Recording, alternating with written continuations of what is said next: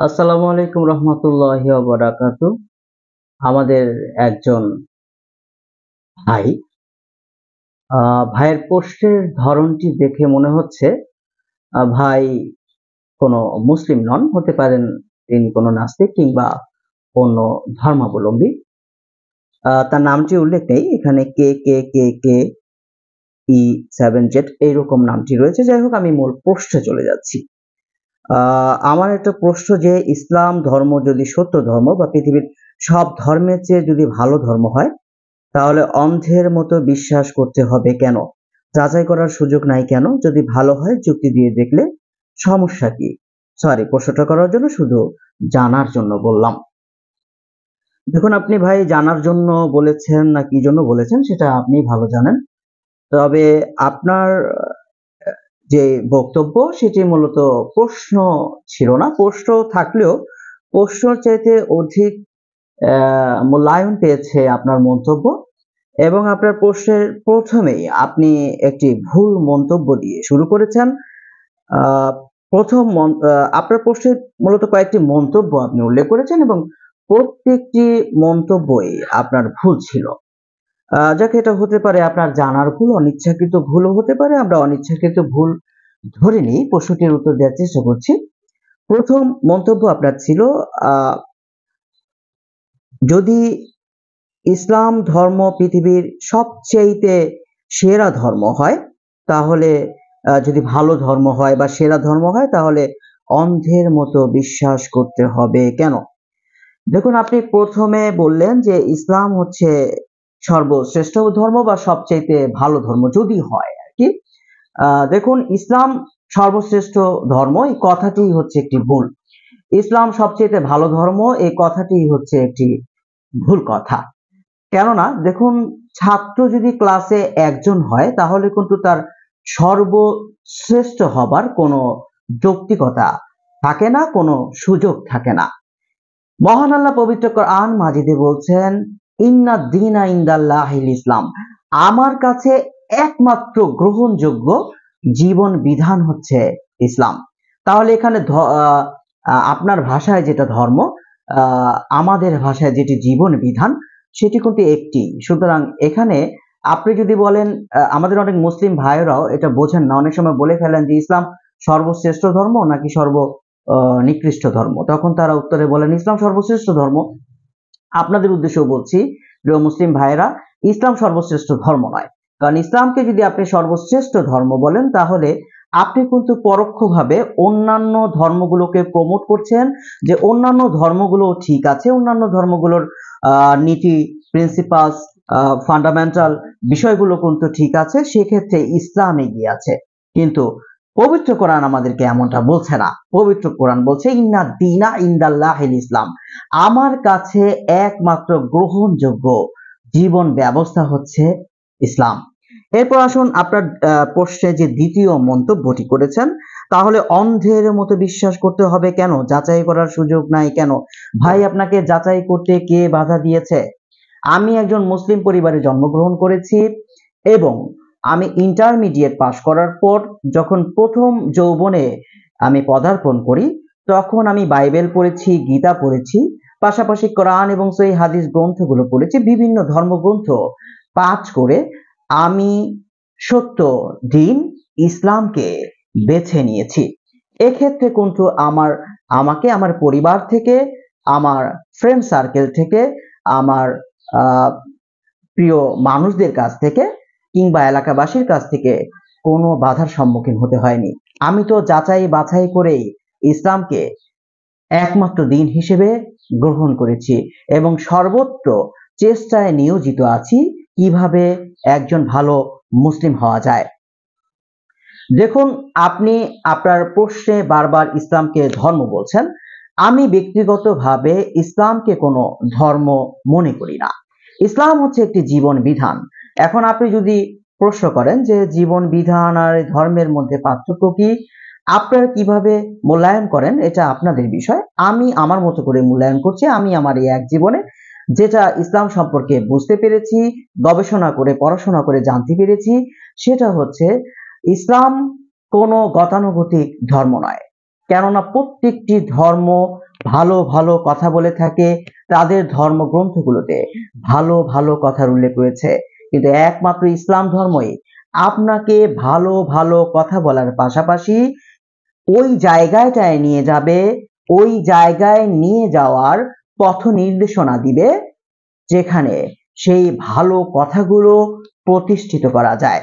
যেমন আমরা যদি বলি যে চুরি করা যাবে না, পৃথিবীতে কোনো ধর্মই আপনাকে বলবে না যে তুমি চুরি করো, কিন্তু অন্যান্য ধর্মের সাথে ইসলামের এইখানেই পার্থক্য। ইসলাম দেখিয়ে দেয় কিভাবে সমাজ থেকে চুরি দূরীকরণ করা যায়, চুরিকে নির্মূল করা যায়। যেমন ইসলামের একটি মৌলিক বিষয় রয়েছে, 5টি স্তম্ভের উপর ইসলাম প্রতিষ্ঠিত, তার মধ্যে একটি স্তম্ভ হচ্ছে জাকাত। ইসলাম দেখিয়ে দিচ্ছে, শুধু দেখিয়ে দিচ্ছে নয়, ফরজ করে দিয়েছে। অর্থাৎ প্রত্যেকটি মুসলিম যারা ধনী, যারা নিসাব পরিমাণ সম্পদের মালিক, তারা তাদের সম্পদের 2.5% গরিবকে দিয়ে দিবে। তার সমাজের গরিবকে যদি ধনীরা তাদের সম্পদের 2.5% সম্পদ দিয়ে দেয় প্রতি বছর, এবং ইসলাম আবার আল্লাহ রসুল এভাবেও দেখিয়ে দিয়েছেন তোমরা এমন ভাবে জাকাতটা প্রদান করবে যাতে যাকে জাকাত প্রদান করছো সে পরবর্তী বছরে জাকাত দিতে পারে। তাহলে আমাদের সমাজে যেভাবে জাকাত দেয়া হচ্ছে, আমি এটা মানছি যে মুসলিমরা সঠিক দ্বীনের অনুসরণ করছে না, সঠিক ইসলামের, সহি ইসলামের অনুসরণ করছে না। তারা তাদের তাগুত এবং নফসের উপাসনা করছে, তারা তাদের হাওয়া বা প্রবৃত্তির উপাসনা করছে, যারা যেইভাবে ইসলামে বলা হয়েছে সেইভাবে তারা পালন করছে না। আর এজন্যই তারা দেশ, জাতি, সমাজ, ইসলামের যে মৌলিক শিক্ষা, সেই শিক্ষা থেকে দূরে সরে যাওয়ার কারণে তার প্রকৃত সুবিধা ভোগ করছে না। যেমন আমি যা বলছিলাম, কেউ যদি সঠিকভাবে জাকাত দিয়ে দেয়, তাহলে একটি সমাজে যদি জাকাতকে এভাবে প্রতিষ্ঠিত করা যায়, তাহলে কিন্তু সেই সমাজে দারিদ্রতা থাকবে না। এবং এই কথাটি শুধু থিওরিটিক্যাল নয়, এই কথাটি কিন্তু প্র্যাকটিক্যাল। যেমন আমরা হযরতে ওমর ইবনে আব্দুল আজিজ রাহিমাহুল্লাহর জামানার কথা বলতে পারি। সেই যুগে এরকম ঘটনা অনেক, ইতিহাস ঘাটলে আপনি পাবেন যে সে যুগে গরিব মানুষ খুঁজে পাওয়া যেত না, একমাত্র জাকাত প্রতিষ্ঠিত হয়েছিল বিধায়। তাহলে সেই জাকাত যদি আপনি প্রতিষ্ঠিত করতে পারেন একটি সমাজে, সেই সমাজের দারিদ্রতা দূর হবে। এরপর দারিদ্রতা দূর করার পরে কেউ যদি চুরি করে, ইসলাম বলছে তার হাত কেটে দাও। এখন আপনি হয়তো বলবেন ইসলাম খুবই বর্বর ধর্ম, খুবই খারাপ একটি ধর্ম, সে চুরি করার জন্য হাত কেটে দিতে বলছে। দেখুন, একজন চোরের হাত যদি প্রকাশ্যে কেটে দেওয়া হয়, যেখানে সর্বপ্রথম জাকাত প্রতিষ্ঠিত হয়েছে, অর্থাৎ কোনো দারিদ্রতা কিন্তু নেই। আল্লাহ রসুল বলেছেন কেউ যদি দারিদ্রতার কারণে পেটে ক্ষুধা নিয়ে, ক্ষুধার তাড়না সহ্য করতে না পেরে চুরি করে, তাহলে তার হাত কেটো না। তাহলে কেউ, যে সমাজে দারিদ্রতা দূরীকরণ হয়েছে, সেই সমাজে যদি এই আইনকে আপনি প্রয়োগ করেন, সেই সমাজে যদি চুরি হয়, তাহলে বুঝতে হবে সেই সমাজে মানুষ অভাবের কারণে করছে না, তাদের স্বভাবের কারণে করছে। এবং স্বভাব কিন্তু আপনি ধুয়ে মুছে দিতে পারবেন না, জাকাত প্রতিষ্ঠা করেও আপনি স্বভাব পরিবর্তন করতে পারবেন না। স্বভাব পরিবর্তন করতে হলে আপনাকে লাঠি লাগবে, এবং সেই লাঠি হচ্ছে খেলাফত। এবং এই খেলাফতের আইন অনুযায়ী, শরিয়া আইন অনুযায়ী, আপনি যদি প্রকাশ্যে একজন চোরের হাত কেটে দেন, অন্তত স্বভাবের বশবর্তী হয়ে তারা চুরি করবে না, তারা চুরি বন্ধ করে দিবে। যদি আপনি একটি সমাজে 10 জন ধর্ষকের প্রকাশ্যে মৃত্যুদণ্ড কার্যকর করেন, তাহলে কিন্তু তারা এক সময় আর ধর্ষণ করার সাহসও পাবে না। যদি একটি সমাজে দুর্নীতিগ্রস্ত ঘুষখোরের প্রকাশ্যে মৃত্যুদণ্ড কার্যকর করেন, তাহলে অন্যান্য যারা দুর্নীতিগ্রস্ত রয়েছে তারা সাবধান হয়ে যাবে। এইভাবে ইসলাম দেখায় কিভাবে সমাজে শান্তি প্রতিষ্ঠিত করতে হয়, এবং এই প্র্যাকটিক্যাল বিষয়টি আপনি কেবল ইসলামই পাবেন। এজন্যই বলা হয় ইসলাম একটি জীবন ব্যবস্থা। ইসলাম ধর্ম এবং জীবন ব্যবস্থার মধ্যে আমি মূলত এইভাবে পার্থক্য করে থাকি বা পার্থক্য অনুধাবন করে থাকি। আপনি যদি আপনার ধর্মকে শুধুমাত্র কিছু বাহ্যিক ইবাদতের মধ্যে সীমাবদ্ধ করে রাখেন, তাহলে সেটি হবে তথাকথিত ধর্ম। কিন্তু আপনি যদি জীবনের প্রতিটি ক্ষেত্রে ইসলামের মৌলিক বিষয়গুলোকে মেনে চলার চেষ্টা করেন, তাহলে আপনি হবেন একটি প্রকৃত দিন বা জীবন ব্যবস্থা ইসলামের অনুসারী। এবং ইসলাম আমাদের এই শিক্ষাই দেয়। আপনি দেখবেন আমরা যখন মসজিদে প্রবেশ করি তখন মসজিদে প্রবেশের একটি দোয়া লেখা থাকে, আল্লাহুম্মা আফতাহ লি আবওয়াবা রাহমাতিক। আবার আমরা যখন মসজিদ থেকে বের হই সালাত আদায়ের পর, তখন কিন্তু মসজিদে বের হওয়ার সময় একটি দোয়া পড়তে হয়, আল্লাহুম্মা ইন্নী আসআলুকা মিন ফাদলিক। অর্থাৎ এই যে ফাদলিক, এই যে অনুগ্রহ, এটাই কিন্তু রিজিক। তাহলে ইসলাম আমাদেরকে শিক্ষা দেয় কিভাবে সালাত আদায়ের পর রিজিক অন্বেষণের জন্য জমিনে ছড়িয়ে যেতে হয়। আর এই জন্য ইসলাম কোনো ধর্ম নয়, ইসলাম হচ্ছে একটি জীবন ব্যবস্থা। অর্থাৎ আপনি যদি সালাত আদায়ের পর দোকানে আসেন এবং মানুষকে মাপে কম দেন, তাহলে আপনি ইসলাম ধর্মের অনুসরণ করছেন, যে ধর্ম আপনাকে জাহান্নামের আগুন থেকে বাঁচাতে পারবে না। আর আপনি যদি নামাজ আদায়ের পর বা সালাত আদায়ের পর জমিনে ছড়িয়ে যান, হালাল রুজি উপার্জন করেন, এবং ইবাদত কবুলের অন্যতম প্রধান শর্ত কিন্তু হচ্ছে হালাল রুজি উপার্জন করা।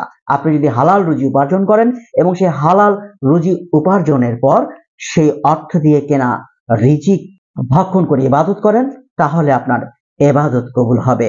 আপনি যখন কর্মে প্রবেশ করবেন, আপনার কর্মে আপনি কিভাবে আপনার ব্যবসা প্রতিষ্ঠান পরিচালনা করবেন, কিভাবে চাকরি করবেন, এই প্রিন্সিপালস ইসলাম আপনাকে নির্ধারণ করে দিবে। এই জন্য আপনি ইসলামকে যাচাই বাছাই করতেই পারবেন। তবে আপনি যখন ইসলাম গ্রহণ করবেন, নিজেকে একজন মুসলিম হিসেবে দাবি করবেন, তখন অবশ্যই আপনাকে অখির এলেমের কাছে আত্মসমর্পণ করতে হবে। কেননা ইসলাম মানে হচ্ছে, এটি আরবি মূল শব্দ সিলম থেকে এসেছে, যার অর্থ হচ্ছে আত্মসমর্পণ করা। এবং মুসলিম অর্থাৎ যিনি আত্মসমর্পণ করেন। কার কাছে আত্মসমর্পণ করেন? একজন মুসলিম আল্লাহর কাছে আত্মসমর্পণ করেন, এবং আল্লাহ তার কিতাবের মধ্যে যেই নির্দেশনা আমাদেরকে দিয়েছে পবিত্র কোরআন মাজিদে, এবং আল্লাহ রাসূল সাল্লাল্লাহু আলাইহি ওয়াসাল্লাম যেই নির্দেশনা তার হাদিসে উল্লেখ করেছেন, এই সবই হচ্ছে ওহী। আর এই ওহীর কাছেই আত্মসমর্পণের কথা বলা হচ্ছে। এবং যখনই বলা হচ্ছে, আল্লাহ তো বলছে ইয়া আইয়ুহাল্লাযীনা আমানু, অর্থাৎ হে ঈমানদারগণ, হে মুমিনগণ। তাহলে আপনি একজন অমুসলিম, আপনার প্রশ্ন বা মন্তব্য শুনেই বোঝা যাচ্ছে আপনি প্রকৃত মুসলিম নন, আপনি একজন অমুসলিম। আপনি অবশ্যই ইসলামকে যাচাই বাছাই করেই, যদি আপনার কাছে মনে হয় যে ইসলাম একটি পরিপূর্ণ দিন বা জীবন বিধান, সেক্ষেত্রে আপনি ইসলাম ধর্ম গ্রহণ করতে পারেন। ইসলামের খুব কঠিনভাবে নিষেধাজ্ঞা রয়েছে। কাউকে দিনের ব্যাপারে জবরদস্তি নেই, কাউকে দিনের ব্যাপারে ইসলাম জোর করার শিক্ষা দেয় না। আল্লাহ রাসূল কখনো কাউকে ধর্মের ব্যাপারে জোর করেননি। কিন্তু আপনি যদি নিজেকে একজন মুসলিম হিসেবে দাবি করেন, অর্থাৎ আপনি যদি ইসলাম ধর্মে প্রবেশ করেন, সেক্ষেত্রে অবশ্যই আপনাকে ওহীর জ্ঞানের কাছে, আল্লাহর কাছে, আল্লাহ রসুলের হাদিসের কাছে, মহান আল্লাহ সুবহানাহু তাআলার কিতাবের কাছে, অর্থাৎ আল কোরআনের কাছে আত্মসমর্পণ করতে হবে। কেননা কিসে আমাদের মঙ্গল রয়েছে, কিসে আমাদের কল্যাণ রয়েছে, এটি আপনার এবং আমার চাইতে মহান আল্লাহ সুবহানাহু তাআলাই ভালো জানেন। কেননা মহান আল্লাহ সুবহানাহু তাআলা আমাদেরকে সৃষ্টি করেছেন। আপনি যদি কোনো যন্ত্র আবিষ্কার করেন, তাহলে সেই যন্ত্রটি কিভাবে কাজ করবে, কিভাবে ভালো কাজ করবে, সেটা কে ভালো বলতে পারবে? সেটা অবশ্যই সেই যন্ত্রটি যে তৈরি করেছে সেই ভালো বলতে পারবে। মহান আল্লাহ সুবহানাহু তাআলা এই আয়াত তৈরি করেছেন। শুধুমাত্র এই আয়াত নয়, সৌর জগৎ সহ অসংখ্য গ্যালাক্সির সৃষ্টিকর্তা একমাত্র আল্লাহ সুবহানাহু তাআলা। তিনি আমাদেরকে পবিত্র কোরআনে বলে দিয়েছেন, যখন আসমান আর জমিন একসাথে মিশেছিল, আমি তাদেরকে পৃথক করলাম। অর্থাৎ মহান আল্লাহ সুবহানাহু তাআলা এখানে বিগ ব্যাং এর কথা বলছেন। এবং এই কথাটি মহান আল্লাহ সুবহানাহু তাআলা তখন বলছেন, যখন বিগ ব্যাং এর বিষয়ে এই পৃথিবীবাসী কিছুই জানতো না। বিগ ব্যাং তো মাত্র কয়েক শতক আগে মানুষ বিগ ব্যাং সম্পর্কে, মহাবিস্ফোরণ সম্পর্কে জানতে পেরেছে। আর মহান আল্লাহ সুবহানাহু তাআলা আপনাকে বিগ ব্যাং সম্পর্কে বলছেন। মহান আল্লাহ সুবহানাহু তাআলা কিভাবে সৌরজগৎকে সৃষ্টি করলেন, এই বিশ্ব ব্রহ্মাণ্ডকে সৃষ্টি করলেন, তা বলছেন আজ থেকে 1400 বছর আগে। এছাড়া আমি বাইবেল পড়ে দেখেছি, বাইবেলে অসংখ্য পরস্পর বিরোধী কথা রয়েছে। বাইবেলের প্রথম পাতাতেই আপনি পাবেন, সেখানে চাঁদের নিজস্ব আলো আছে এমনটা উল্লেখ রয়েছে, অথচ মহান আল্লাহ সুবহানাহু ওয়া তাআলা পবিত্র কোরআন মাজিদে বলছেন চাঁদের নিজস্ব আলো নেই। এখানে সিরাজম মুনিরও বলা হয়েছে, অর্থাৎ চাঁদের আলো ধার করা আলো। এছাড়া পানি চক্রের নিখুঁত বর্ণনা পবিত্র কোরআন মাজিদে রয়েছে। শুধু তাই নয়, আপনি এরকম 1000 আয়াত পাবেন যেগুলো আধুনিক বিজ্ঞানসম্মত এবং নট থিওরি, সেগুলো প্রত্যেকটি ফ্যাক্ট এত নিখুঁতভাবে এই বিষয়গুলো আবিষ্কার হবার আগে, আবিষ্কার হবার 1400 বছর আগে এত নিখুঁত বর্ণনা কে দিতে পারেন? এবং এই বর্ণনাগুলো প্রত্যেকটি বর্ণনা পবিত্র কোরআন মাজিদে রয়েছে। আপনি যদি থিওরি অফ প্রবাবিলিটি দ্বারা পবিত্র কোরআনকে পরীক্ষা করেন, তাহলে পবিত্র কোরআন কোনো মানুষের রচনা হতে পারে, এর রেজাল্ট আসবে 0.00000001%, অর্থাৎ একেবারে শূন্যের কাছাকাছি।